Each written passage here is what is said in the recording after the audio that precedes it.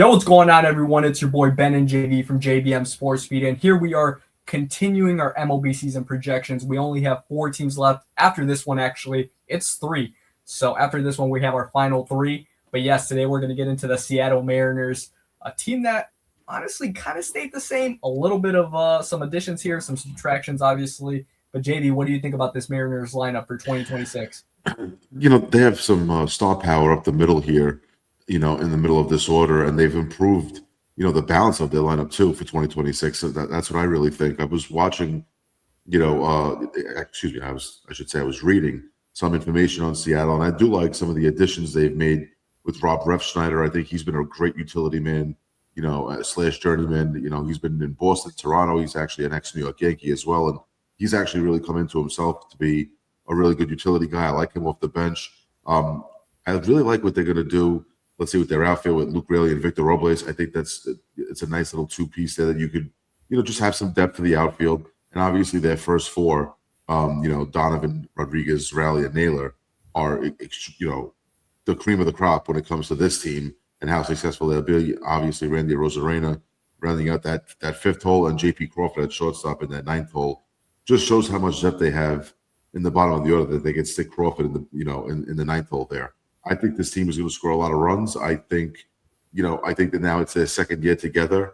They'll be a little bit more of a well-oiled machine. Obviously, there's no Eugenio Suarez in this lineup. He was there for the second half of the year last year when they made their playoff push. He's not going to be there this year. Obviously, he's reuniting with the Cincinnati Reds.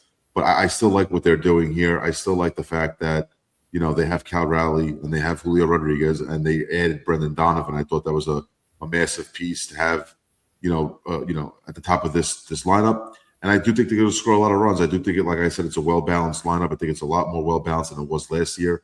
So, I'm definitely poised to see what this lineup could do for 2026.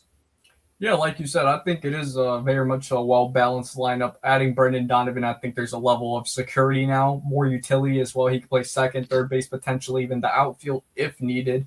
But re-signing Naylor was obviously the major thing that they should have got done, and I'm glad they did. He obviously wanted to be a Mariner, 5 years, $92.5 million. So I think that was a bargain, to be honest. But losing Eugenio Suarez, I don't think it's going to hurt them that much because when he was there in the second half, he was really brutal, actually. I mean, he was not good. So I don't think it's really going to hurt them, especially because they're going to be able to play their young talent in Cole Young or Cole Emerson whenever it's time for him. Rob Refsnyder, I do think it's a good righty to bring in because he absolutely crushes lefties. So I actually do think that's a good pickup.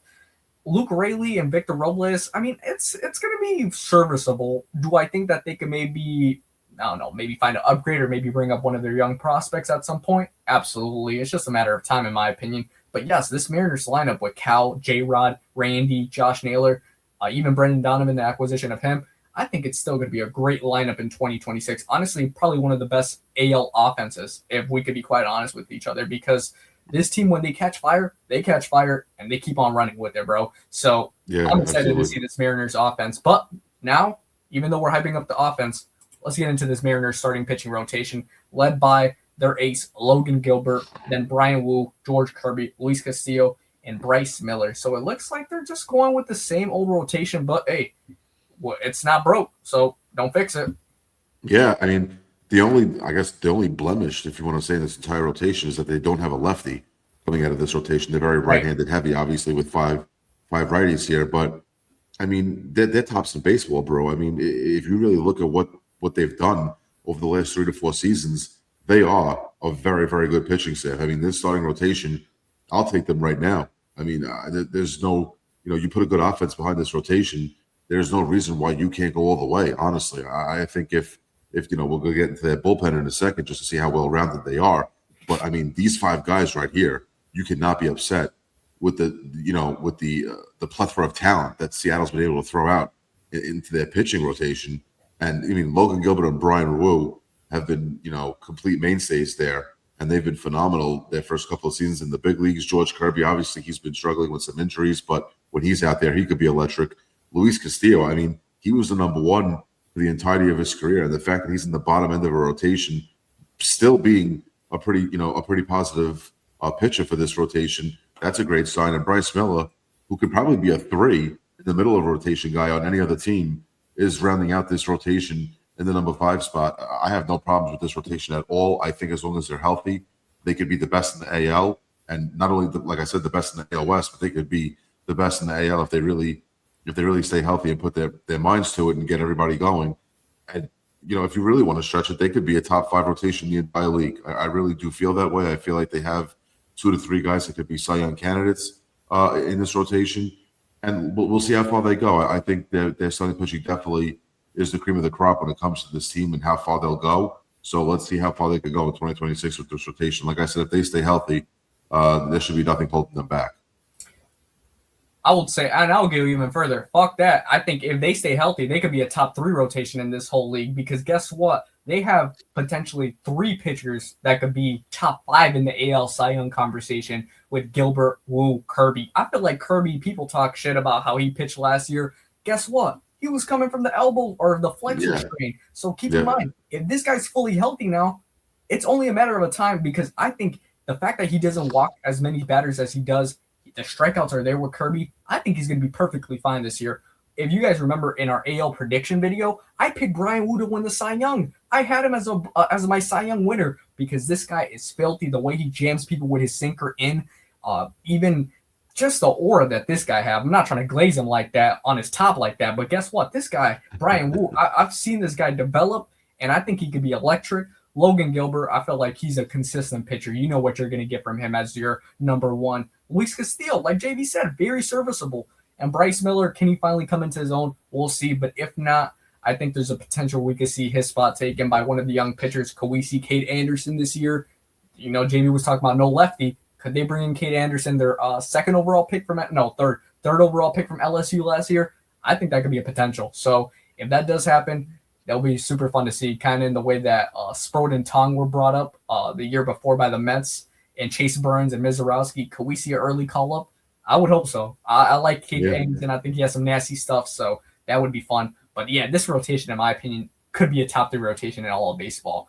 Maybe. Yeah, 100%. It depends. It depends. If they stay healthy, that's all that's going to matter. But, like JV said, and I think a perfect segue right here, let's get into this Mariners bullpen right here, led by their closer, Andres Munoz, Matt Brash, Jose Ferreira, who they did get from the Harry Ford trade, going to the Nationals. He's coming back to the Mariners. Edward Bazardo, who had a great WBC for Venezuela. That was amazing. Gabe Spire, Carlos Vargas. I'm not going to mention the other 2. They're jobbers. But go ahead, JV. What you got? So listen, everyone from Gabe Spear up is, to me, it's a solid bullpen. I think this could be a formidable bullpen. Again, health has to stay into this, and consistency, right?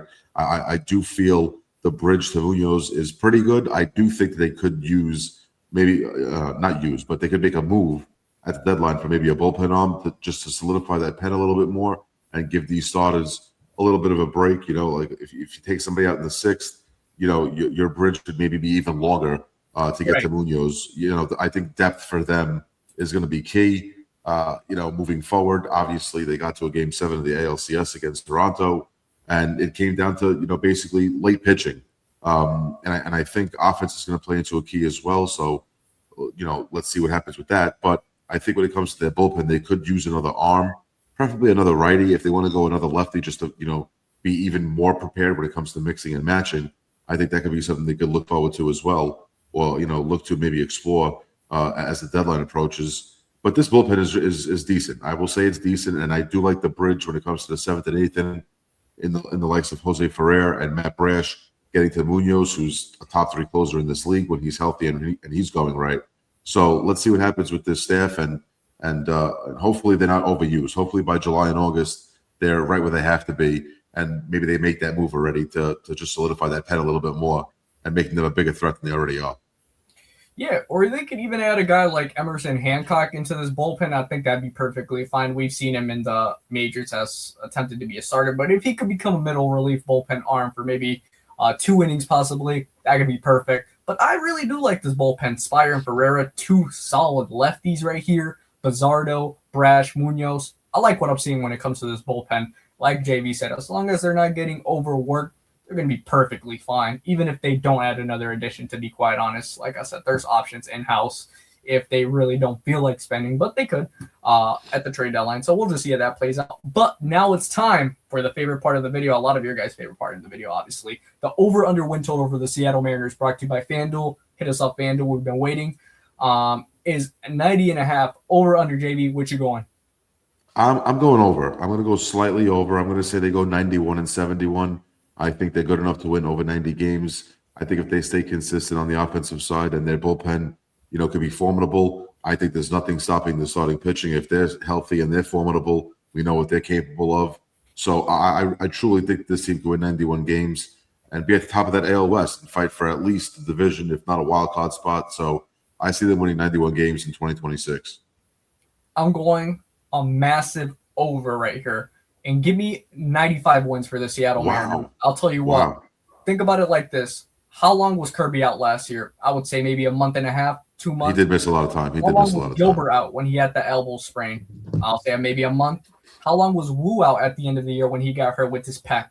Think about all the injuries they were suffering last year, pitching-wise. And then their bullpen was a little bit shaky without another lefty, I was noticing. I think this team is going to be the most well-rounded team in the AL. I love the addition of Brendan Donovan in this lineup.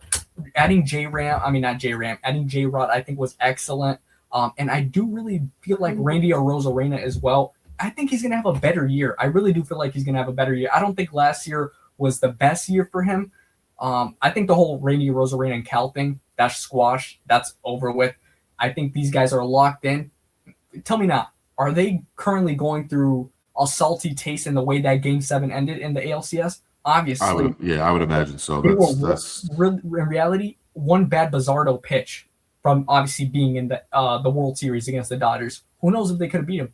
But I'm going to go massive over right here. I'm loving the Seattle Mariners. And actually, fun fact, I have them as the best, the number 1 seed in the AL. So I have them topping it over the Blue Jays, over the Tigers. I'm loving the Mariners this year. I think this is my favorite team. Going to be one of my favorite teams to watch. Hopefully, they also start calling up these young prospects because I think at some point you're going to have to play these kids. It's only a matter of time, like I said. But we want to hear your guys' thoughts and opinions. Let us know what you guys think. Leave it in the comment section. As always, make sure to subscribe here to JBM Sports Media on YouTube. Follow us on TikTok and IG at JBM Sports Media. We'll catch you guys in the next one. Peace.